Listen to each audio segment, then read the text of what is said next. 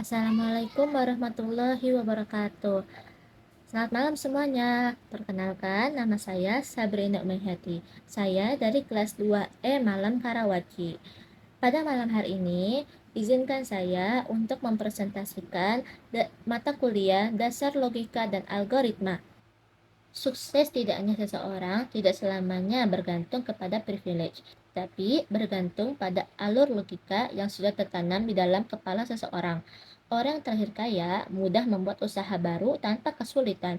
Namun, saat usaha tersebut berjalan, disitulah alur logika dibuktikan. Seorang pebisnis yang hebat pasti harus memiliki alur logika yang baik agar tidak salah mengambil keputusan, agar tidak bangkrut menjalankan usahanya. Sebanyak apapun uang, jika tidak memiliki alur logika yang baik, uang yang banyak bisa habis tak tersisa. Terlepas dari itu semua, lantas apa sih yang dimaksud dengan logika? Nah, pada slide pertama, di sini ada pengertian logika. Logika adalah ilmu atau metode penalaran yang digunakan untuk memahami dan menganalisis argumen, pernyataan, atau proposisi dengan tujuan mencapai kesimpulan yang benar atau logis. Ketika berbicara tentang definisi atau pengertian logika, memang banyak pandangan. Nah, di sini saya menulis 3 dari para ahli tentang logika. Yang pertama, Louis Ocasow. Menurut Louis Ocasow, pada tahun 2004, logika merupakan upaya untuk menguraikan aturan-aturan untuk mencapai pada kesimpulan. Yang kedua, Aristoteles. Menurut Aristoteles, pengertian logika adalah ajaran yang mengarahkan seseorang berpikir ilmiah demi menghasilkan pemikiran atau hal baru. Dan yang terakhir ada William Alston. Menurut pendapat William Alston yang mengartikan logika sebagai upaya menyimpulkan sebuah ilmu secara cermat guna menyelesaikan kesimpulan mana yang sah dan yang tidak sah. Selanjutnya, fungsi logika. Pada dasarnya, fungsi logika digunakan untuk memecahkan permasalahan yang berkaitan dengan penilaian terhadap pernyataan salah atau benar. Pada slide selanjutnya, di sini ada manfaat logika. Nah, di sini ada 4 manfaat logika. Yang pertama, melatih berpikir objektif dan cermat. Manfaat berpikir logika akan melatih kemampuan berpikir objektif dan cermat. Di era serba canggih seperti sekarang, berpikir secara cermat dan objektif itu penting. Kenapa penting? Karena banyak sekali informasi masuk dalam sekian detik setiap kali membuka media sosial. Jika kita tidak memiliki logika yang baik dan cermat, maka kita akan mengalami kesalahan dalam memproses informasi. Kesalahan pemrosesan informasi inilah yang dapat berakibat tidak baik dalam individu. Misal, menjadi pribadi yang berpikir negatif, menjadi pribadi yang kebanyakan gaya namun realitanya tidak ada apa-apanya, dan masih banyak lagi. Setidaknya, buat yang memiliki kemampuan berpikir objektif dan cermat, segala informasi yang masuk akan mendorong orang tersebut menjadi pribadi yang realistis terhadap kehidupan, bisa membedakan benar yang salah, bisa mengontrol dalam segala sikap dan perbuatan dan mengambil keputusan. Yang kedua, melatih berpikir sistematis dan efisien. Manfaat lain dari berpikir logika adalah melatih berpikir sistematis dan efisien. Ternyata, memiliki pola berpikir sistematis itu tidaklah mudah bagi sebagian orang yang belum terbiasa. Begitu halnya berpikir secara efisien.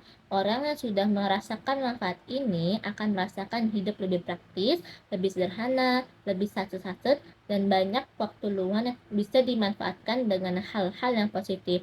Tentu saja ini butuh proses panjang dan tidak bisa lahir begitu saja. Yang ketiga, membantu berpikir secara teratur. Secara tidak langsung, logika bermanfaat untuk membantu berpikir secara teratur, sehingga setiap sikap dan saat berinteraksi dengan orang lain memudahkan lawan untuk memahami apa yang disampaikan. Lawan komunikasi tidak diajak berputar-putar keliling dunia terlebih dahulu untuk memahaminya. Nah, yang terakhir dari manfaat logika adalah mengasah berpikir secara mandiri dan tajam. Salah satu keuntungan melatih logika akan melatih kita untuk berpikir secara mandiri dan tajam terhadap sesuatu hal, termasuk tajam setiap membaca informasi yang masuk dan yang dibaca.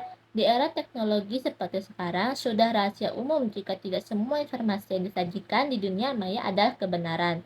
Banyak berita dan informasi yang sifatnya hoax. Sementara untuk menentukan apakah itu hoax atau berita benar, dibutuhkan analisis dan cara berpikir secara tajam. Karena benar dan salah itu perbedaannya sangat tipis. Jika kita tidak pandai memilah, kita akan terjebak pada informasi yang unfaedah. Nah, pada pembahasan terakhir tentang pengertian logika, di sini saya sudah menulis tentang contohnya. Yang pertama, pernyataan. Semua manusia adalah makhluk hidup. Logikanya, jika A adalah manusia, maka A adalah makhluk hidup. Slide selanjutnya, pengertian algoritma. Algoritma adalah urutan langkah-langkah terstruktur yang dirancang untuk menyelesaikan masalah atau mencapai tujuan tertentu dalam komputasi atau matematika. Ini adalah prosedur sistematis untuk menyelesaikan masalah yang menggambarkan langkah-langkah yang jelas dan perinci yang harus diikuti secara berurutan. Selanjutnya, fungsi algoritma. Fungsi algoritma di sini ada 5. Yang pertama, menyelesaikan masalah. Yang kedua, efisiensi.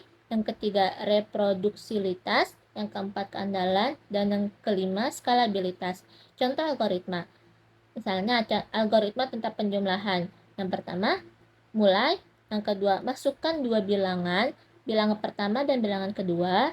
Yang ketiga, jumlahkan bilangan pertama dan bilangan kedua. Yang keempat, simpan hasil penjumlahan ke dalam variabel hasil. Yang kelima, tampilkan hasil penjumlahan. Dan yang terakhir, selesai. Pada slide selanjutnya, kita akan membahas tentang struktur dasar algoritma. Secara umum, dasar algoritma terdiri dari sekuensial atau sekuential. Yang kedua, tes kondisi atau percabangan, branching. Dan yang terakhir, perulangan atau looping. Yang pertama, algoritma sekuensial. Algoritma sekuensial adalah langkah-langkah yang dilakukan secara berurutan dengan urutan penulisannya. Struktur ini merupakan struktur yang paling sering dilakukan. Contoh dari algoritma ini, algoritma memiliki 4 baris aksi, yaitu T1, T2, T3, dan T4. Maka, semua aksi akan dilakukan